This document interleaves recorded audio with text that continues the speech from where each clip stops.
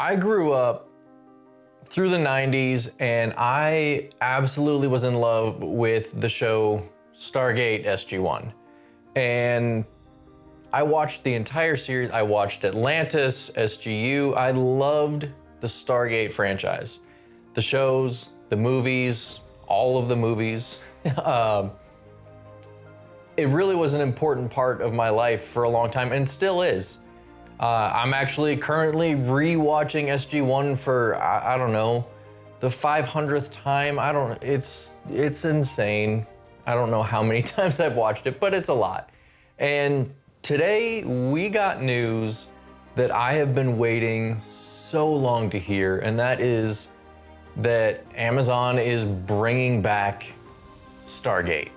Not just bringing it back, but they're bringing it back with the original creators of SG-1 and Atlantis. So it's so exciting for me. And as an artist, there's only one thing I can think of to kind of celebrate this moment, and that is to create a render. So I'm gonna hop into Unreal, and I've got about 2 hours right now. I'm gonna see what can I put together in the next 2 hours that is Stargate related, that I can actually share on the internet that isn't terrible. So let's dive in, let's get to it. Come along and let's go. So I had an idea of what I wanted to create for this, and the first step was just to start getting the background ready. So I added a star texture on top of a sky sphere just to kind of get my background stars going. Dropped in a planet and took a few minutes to just set all of that up.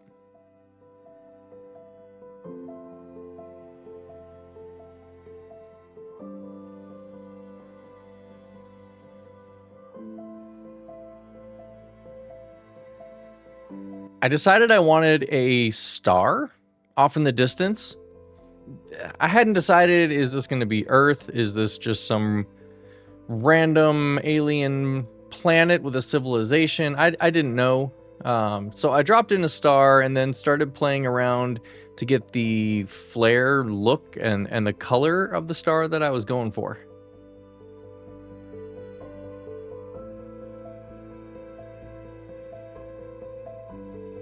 Now, I had already decided that I wanted city lights, so some kind of civilization on the planet. So we created some city lights there and put those in. Next up was the hero of this shot, which is the ship. So I went ahead, dropped that in. Here's a screenshot of where I got the model from here on Fab. So you can see where it's from. It was a free asset. So there it is. Next up, I wanted to set up my cameras, start working on the animation, which actually took the majority of the time, I would say. I hadn't really decided, because I've never done a flyby like this, so it took me actually a good portion of my 2 hours to figure out how I wanted to set the cameras up, where to look, all that kind of stuff, get the scale correct. I had sort of figured out that my scale wasn't feeling right. And to be perfectly honest, in the end, I don't know if the scale still works right. I'm really struggling with creating proper scale in space scenes here in 3D. So the first thing I did to help with the scale was I made the planet bigger and made the ship smaller. I did a couple little tricks that I'm sure are not really that tricky in order to make the ship look like it was traveling farther and faster. I made the ship fly past the camera. I also made the camera pull back away from the ship, and I also made the ship, as it moved forward, get smaller. So it hopefully gave the illusion that the ship was traveling much faster than it actually was moving through that 3D space.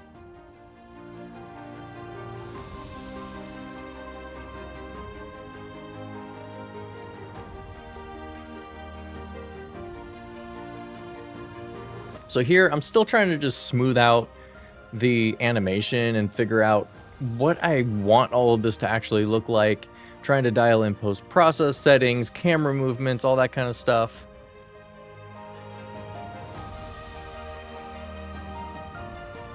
After working on the ship for a little while, I decided I wasn't really happy with how the engines were looking.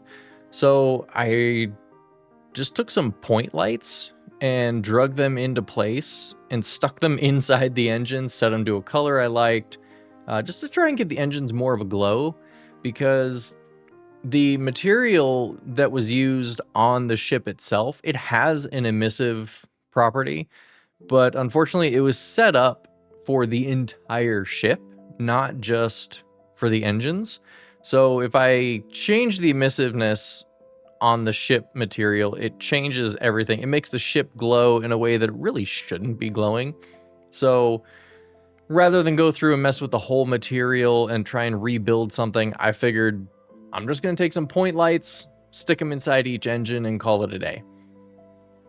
But what I found out was that the light would actually bleed through areas that I didn't want it to bleed through inside the ship. So I took these little cylinders and kind of placed them in there just to inside the engine, just to sort of block the light from traveling inside of the ship. So those are in there just as just to basically just be a wall to block the light from entering the inside of the ship, because it was glowing through seams. You can kind of see here it's coming through seams. So I did some adjustments to fix all that and use that cylinder to block it.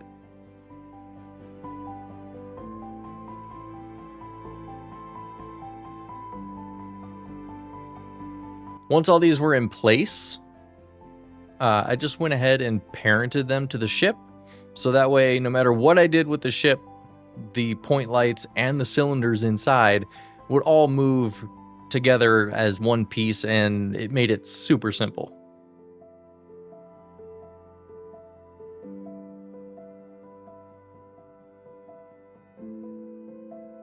Ooh, and here, I went into my camera, and with the bloom settings, I realized that my lights inside those engines were way too bright. I was getting this crazy bloom and lens flare look. So I really had to go through my post-process and my light settings and kind of dial that in.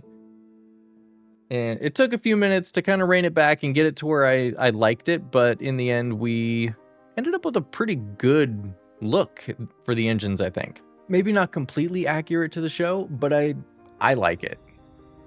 And I'm not going for like show quality perfection. I have my own style. I just make things that I like. So, you know, if it works, it works.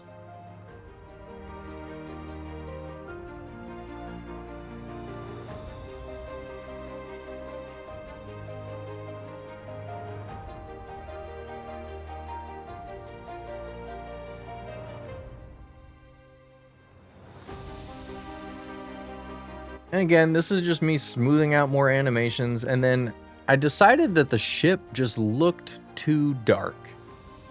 I wanted to be able to see more of the ship. This model is actually really well detailed. It looks really good, and I wasn't able to see enough of the detail that I wanted.